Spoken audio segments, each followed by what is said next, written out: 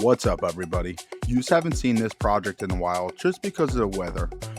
It's been so hot out in my area, and inside this shop, it's a lot worse. So now that the weather's starting to come down a little bit, today it's 85 degrees, I'm going to try to get the trailer lights all wired up. So if you look by the left rear tail light, you can see I already have the wires ran, but I decided that I want to put wire loom over the wires just to protect them a little more.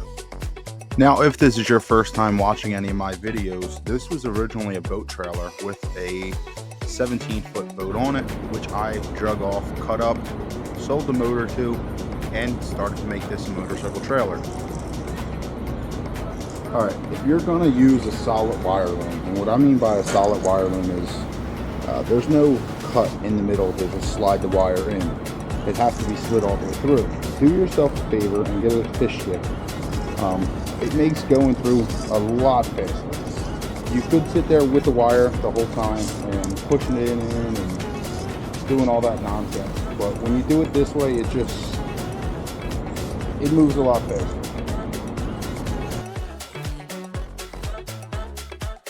Now, when it comes to wire loom, I'm only using solid here because I never plan on making any splices in the middle of the wire. I'm going to take the end of the wire. Now this side here is for the left side of the trailer because it is the left colors, which is the yellow and the brown, and the right side is the brown and the green.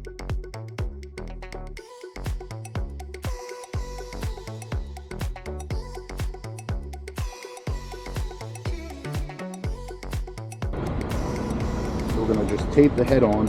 This way we can pull the fish back through, and the wire loom will go over the wire and come out from the stick.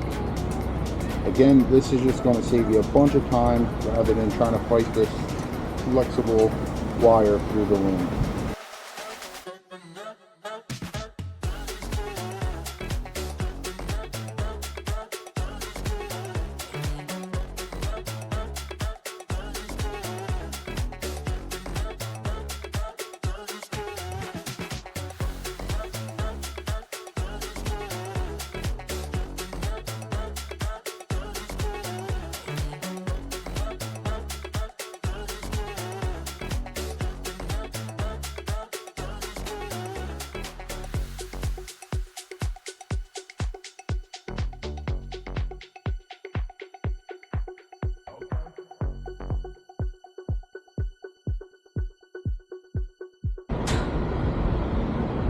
Now, because I know that I've measured this loom to be the exact same size as the wire, I know that I have to stretch out that much of the loom to meet to the connector as best as possible.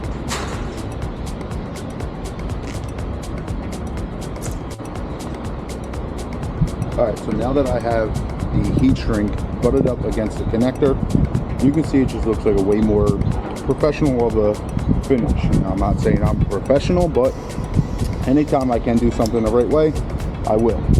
Now, one way to do it is to use a lighter, but because it's a little windy here, I'm just going to use this torch.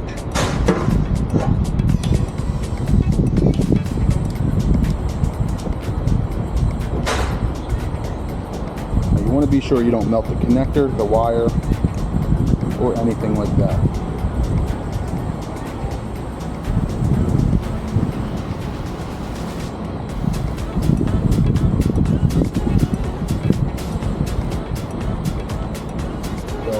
Get this about set up where I need it to be, and I'm going to start to run it through the frame rails how I had it before.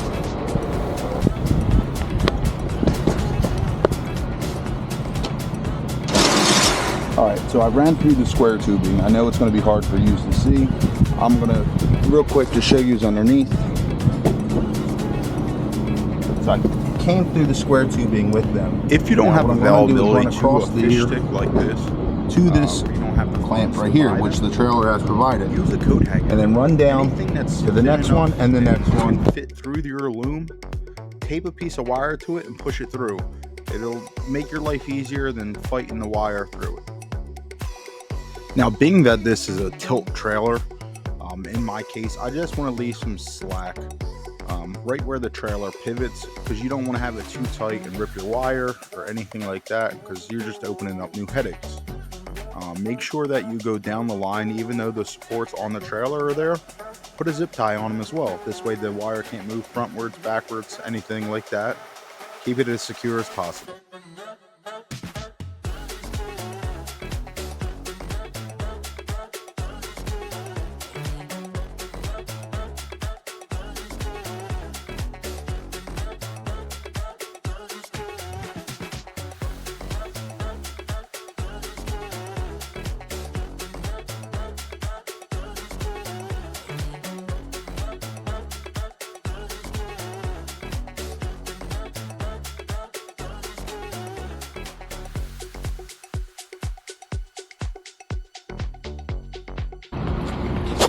Alright, so I said I was going to have extra wire. Well, this is the other side.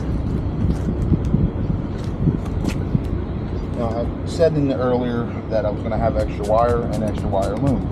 So what I have to do is connect here. But I'm going to leave myself a little bit of slack. This way, if it ever breaks or anything, or I need to change the lights out, I have plenty of slack to change them out in the future. Alright, so on these connectors that I bought, there's 2 tabs. I happen to be the green ones, just because that's the size of the wire that I need. Now you want to push the wire in until you see just a little bit of color past the green, and all in the middle is just conductor, so that when I heat it down, it's going to shrink and get as watertight as possible.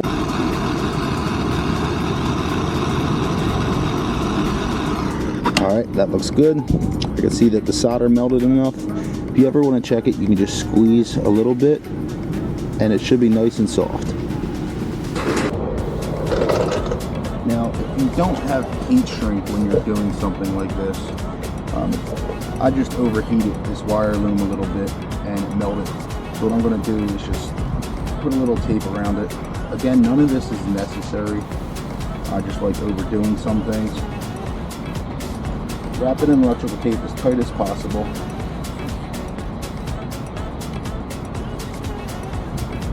And it'll give you the same effect as the heat shrink. Now, again, I didn't care too much about that because it's going to be tucked under here and you won't see it too much. So the ground is going to be wired to the ground, or the white is going to be wired to the ground of the trailer, and I'll tuck this slack up underneath. This way I have a little bit of playroom if I ever mess up or anything like that. Now all I have to do is the other side. Thank you for watching. If this helped you at all, please like, subscribe, head over to my channel, check out some of my other content. It might be helpful for you as well. You can see me take this trailer from a boat trailer, cut the boat up and weld all this together to make it the trailer that it is now. It tilts down and you can ride a motorcycle on. Thanks again.